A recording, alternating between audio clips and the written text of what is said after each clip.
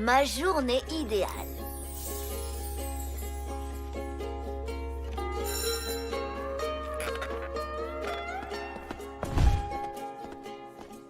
Je sais ce que vous pensez là tout de suite. Vous vous dites que tout ça sort de mon imagination, que je suis en train de rêver, que c'est une pure invention de ma part.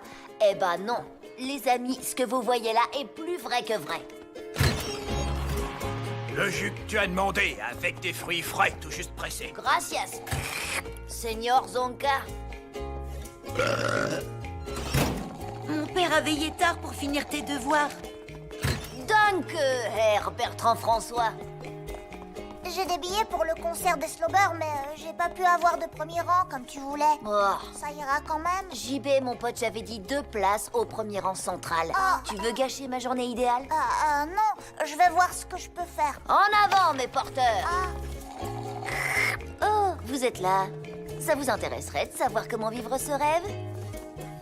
Je m'en doutais un petit peu. Suivez-moi dans le passé.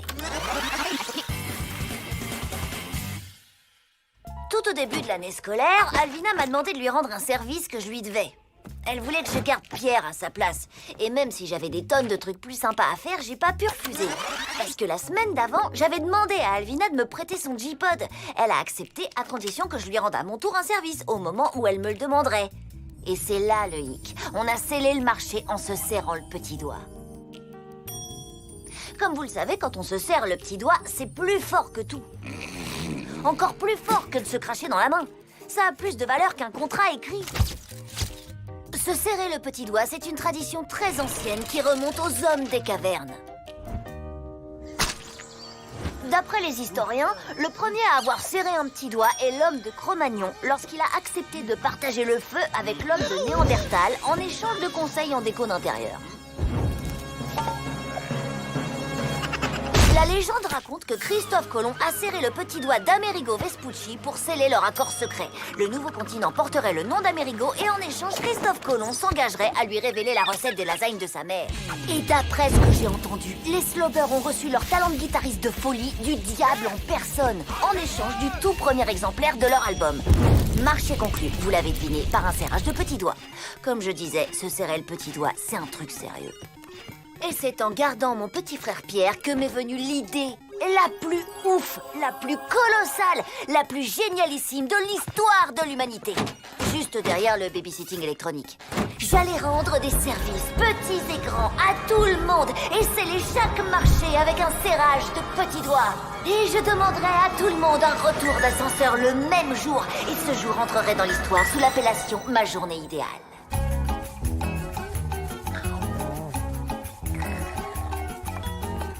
cadeau de Gladys, mais tu peux te servir, Angelo. Ah bah merci. Pour être honnête, tout n'avait pas très bien commencé.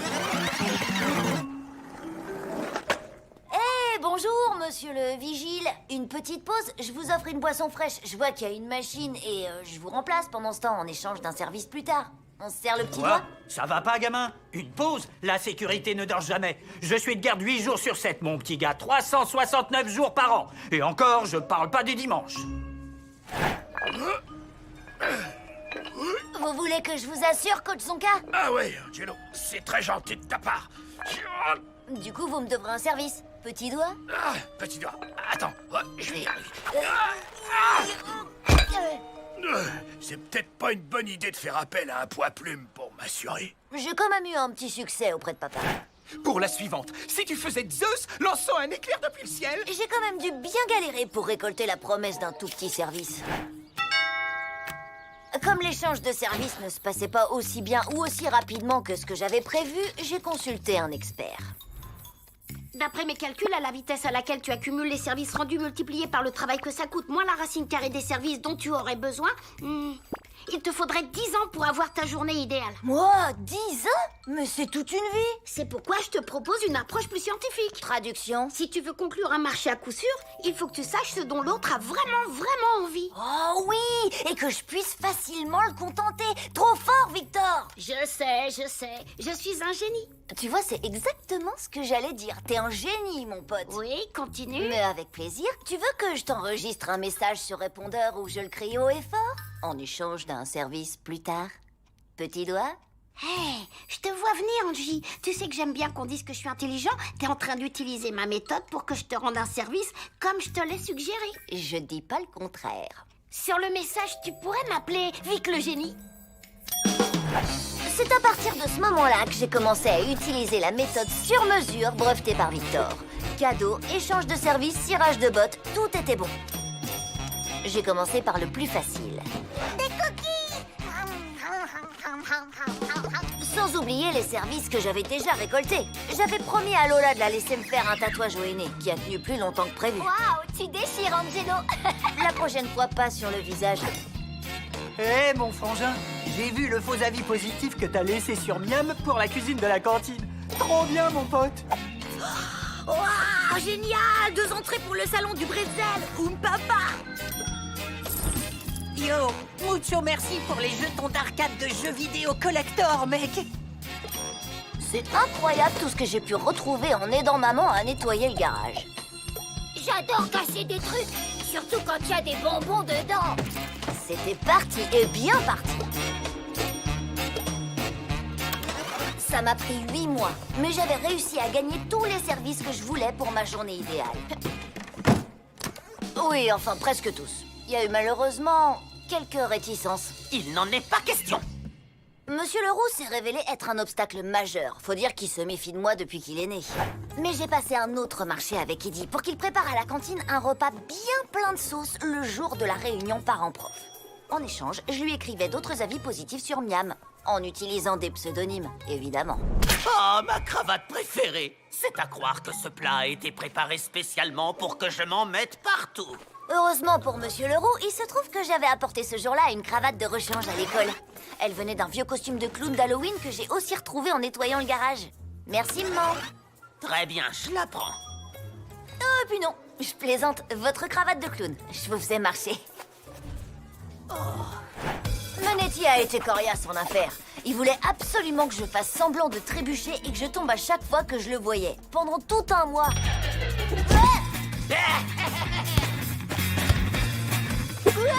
Sans jamais se lasser de mes cascades.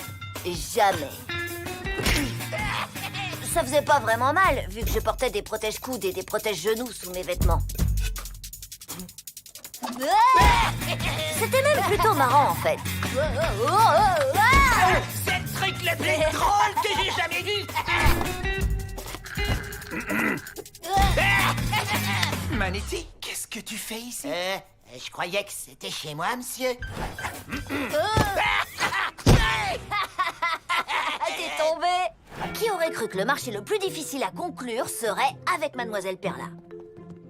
Mais à force de persévérance, elle a accepté que j'organise une vente de gâteaux dont les bénéfices serviraient à acheter du matériel pour son cours d'art plastique. D'accord. Mais bon, faire cuire des gâteaux, ça prend un temps de dingue. Alors, j'ai convaincu Cathy de donner ses cupcakes en échange d'un petit coup de pouce côté cœur. Petit flashback. Juste avant de me faire éjecter du centre commercial, j'ai dit au vigile que Cathy avait un petit faible pour lui. Salut, Cathy. Je me demande si vous avez un peu de temps. Peut-être que vous et moi, on pourrait, vous savez quoi, comment dire, décider. J'imagine que tout ça vous donne le tournis. Mais j'ai jamais dit que c'était du gâteau de planifier ma journée idéale.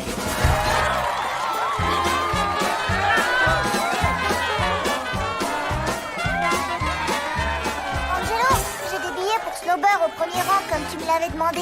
Thank you very much, JB. Tu gâcheras finalement pas ma journée idéale. Votre limousine vous attend, monsieur.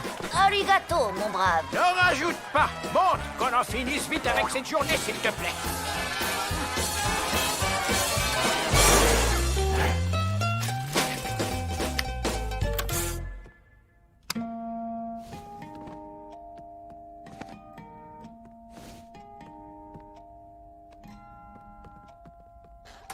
Ah, c'est tout simplement incroyable ce que tout a bien marché. Bah, je suis complètement vidée, fatiguée de rien faire. Ah, ma journée idéale. Angelo!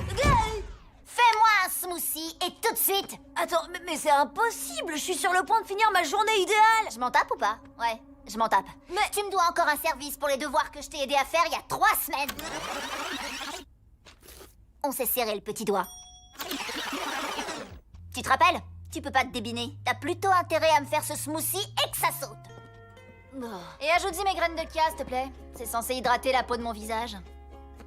J'avais presque passé ma journée idéale parfaite. Presque. Bon, vous savez ce que ça veut dire. Il est grand temps de penser à ma prochaine journée idéale. On se serre le petit doigt?